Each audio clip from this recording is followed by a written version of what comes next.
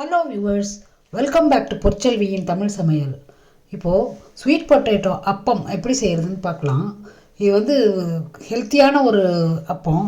குழந்தைங்களும் ரொம்ப விரும்பி சாப்பிடுவாங்க. ஏன்னா இதில் வந்து நம்ம ஸ்வீட்டும் போட்டிருக்கோம், நல்லா டேஸ்ட்டாகவும் இருக்கும். எப்படி செய்கிறதுன்னு பார்க்கலாம் வாங்க, வீடியோக்குள்ளே போகலாம்.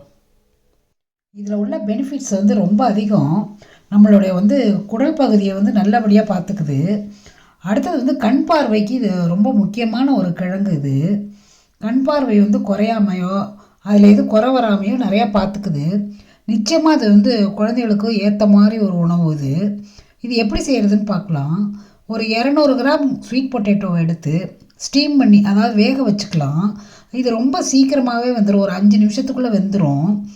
வெந்ததுக்கப்புறம் எடுத்து நல்லா மசிச்சுக்கணும். அதை பாருங்கள், ஒரு 5 நிமிஷம் தான் வச்சேன், நல்லா வந்து சாஃப்டாக நல்லா அழகாக வந்து ரெடி ஆகிடுச்சு.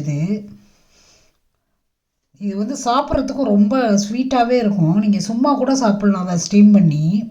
இதை நல்லா வந்து மசிச்சுக்கலாம். இப்போது ஒரு மேஷர் வச்சு மசிச்சிங்கன்னா ரொம்ப நல்லா மசிஞ்சிரும்.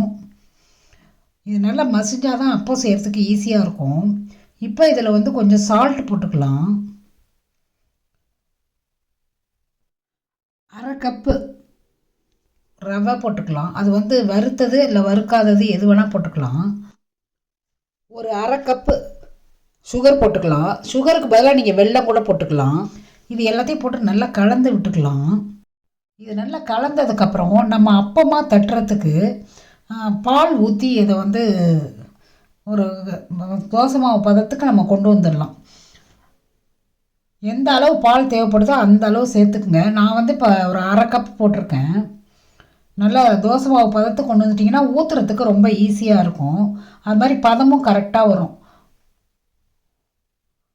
நம்ம பால் ஊற்றுறதுனால டேஸ்ட்டும் நல்லா அதிகமாக இருக்கும். இப்போ நெய் ஊற்றி நம்ம இந்த அப்பத்தை செய்ய போகிறோம். கொஞ்ச நாள் இதை அப்படியே ஊறட்டும், ஏன்னா ரவை ஊறி வரணும்.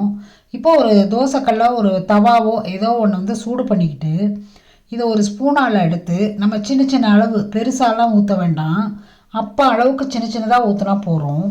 இது நெய் ஊற்றி 2 பக்கமும் திருப்பி விட்டு வேக விட்டு வச்சுக்கோங்க.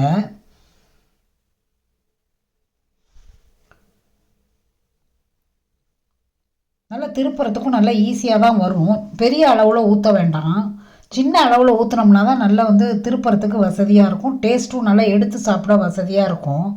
இதை வந்து ஈவினிங் ஸ்நாக்காக கூட குழந்தைகளுக்கு செஞ்சு கொடுக்கலாம். ரொம்ப ஒரு சத்தான ஒரு ஆகாரம் இது ஸ்நாக்கு, பிரேக்ஃபாஸ்ட்டு, ஈவினிங் ஸ்நாக்கு எப்படி வேணால் அதை செஞ்சு கொடுக்கலாம். பிள்ளைங்க நல்லா விரும்பி சாப்பிடுவாங்க. அதை பாருங்கள், இது வந்து திருப்பி போட்டு ஒரு 5 நிமிஷத்தில் நம்ம ரெடி பண்ணிட்டோம். இது வந்து ஒரு பெஸ்ட்டு ஸ்நாக்கு. இதில் வந்து பெரியவங்களுக்கு கொடுத்தா இது வந்து சுகர் கூட கண்ட்ரோல் ஆகும். நம்ம சுகர் சேர்க்காமல் கூட செய்யலாம். இது வந்து சுகர் சேர்க்காமல் செய்கிறதுனால வந்து ப்ளட் சுகர் லெவல் குறையுதுன்னு ஆராய்ச்சிகள் சொல்லுது. 2வது வந்து இது வந்து ஆன்டி ஆக்சிடென்ட் கூட, இம்யூனிட்டி பூஸ்டரும் கூட.